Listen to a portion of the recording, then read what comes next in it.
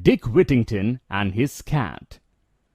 Sir Richard Whittington, 1354 to 1423, an English merchant and a politician of the late medieval period, was the real-life inspiration for the English folk tale Dick Whittington and his Cat.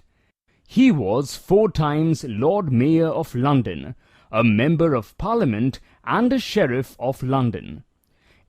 In his lifetime, he financed a number of public projects, such as drainage systems in poor areas of medieval London and a hospital ward for unmarried mothers. He bequeathed his fortune to form the charity of Sir Richard Whittington, which nearly 600 years later continues to assist people in need.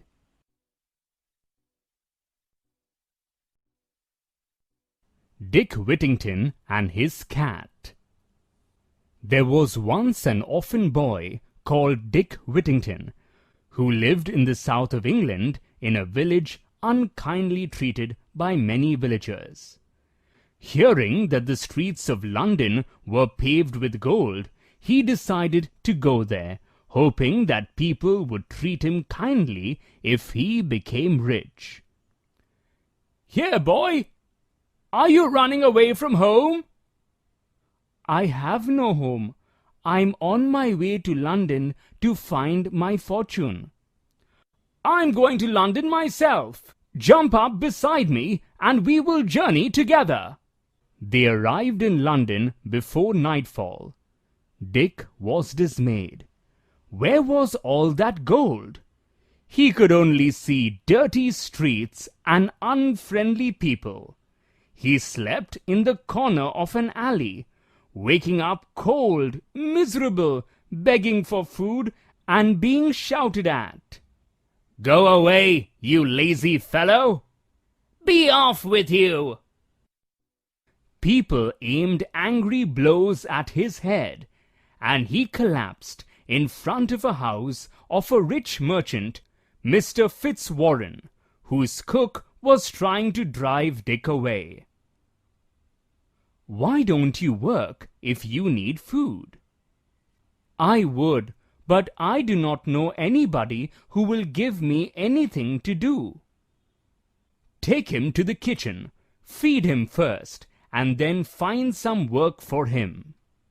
So Dick was given a home in a corner of the attic, and a job helping the cook with all the pots and pans in the kitchen. But he still had 2 difficulties to face. The first, that his attic was overrun by rats and mice, whose scampering kept him awake at night.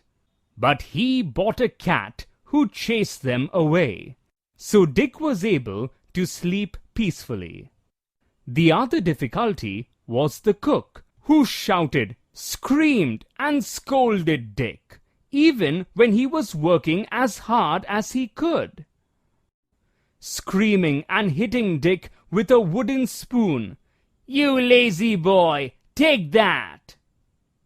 Early one morning, before the cook was up, he set off with his cat to seek his fortune elsewhere. After walking to Holloway, Dick sat on a stone to rest. It was All Saints' Day, and the church bells were ringing. "Turn again, Whittington, thou worthy citizen, Lord Mayor of London." "Lord Mayor of London? I should like to be Lord Mayor of London and ride in a fine coach. I can put up with cook's scolding if that is what is in store for me." So Dick and his cat slipped back into Mr. Fitzwarren's house before they were missed. One day, Mr. Fitzwarren called his household together and told them that he was sending a ship to the African coast to trade. "Would any of you like to send something of yours on it? You can have a share in the profits if the voyage is successful."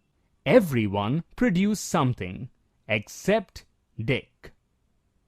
"Have you nothing, Dick?" "Only my cat." "Then let your cat go on the ship." "Dick loves his cat. Let me put something in for him." "No, it must be his, not something belonging to someone else." So Dick said goodbye to his cat. The ship's captain was delighted, for the cat was an excellent mouser, and the captain had no trouble with rats or mice on the voyage. After some months, the ship arrived at Barbary, on the African coast, where people called the Moors lived. The captain was invited to the king's palace to show his goods, but while talking he saw that rats and mice ate all the food laid out. "Does this happen always?" "Alas, yes. The country is suffering from a plague of rats and mice, and I cannot get rid of them." "I think I have the answer to your problem." The captain sent a message asking for Dick's cat to be brought to the palace. It immediately killed at least a dozen rats and mice before they scattered. Everyone was delighted. "What do you call this animal?" "She answers to the name Puss." "Puss? Puss?" The cat went over to her and purred. The queen was alarmed because she had seen how fiercely the cat had attacked the rats and mice. "Don't be anxious. Puss is very friendly with people and will soon rid your kingdom of rats and mice."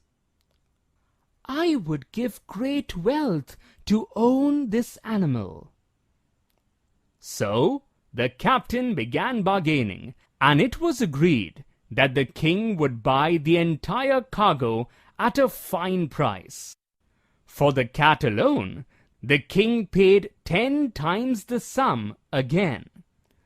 When the ship came back to London, the captain showed Mr. Fitzwarren the gold and jewels he had brought from Barbary, and told him the story of the cat. The merchant sent for Dick. "From now on, Dick, we should call you Mr. Whittington, for you are a rich man." Mr. Fitzwarren then paid him all the money the captain had received from the cat. From then on, Dick worked with Mr. Fitzwarren and became a rich merchant himself. He married Mr. Fitzwarren's daughter Alice, and was thrice elected Lord Mayor of London. He was knighted by the king, and became Sir Richard Whittington. He was famous and popular, for he always helped the poor with his money. Sometimes, when he was old, he would tell his grandchildren the story of his cat, and how the bells of London had called him back when he was only a poor boy. "Turn again, Whittington, thou worthy citizen, Lord Mayor of London."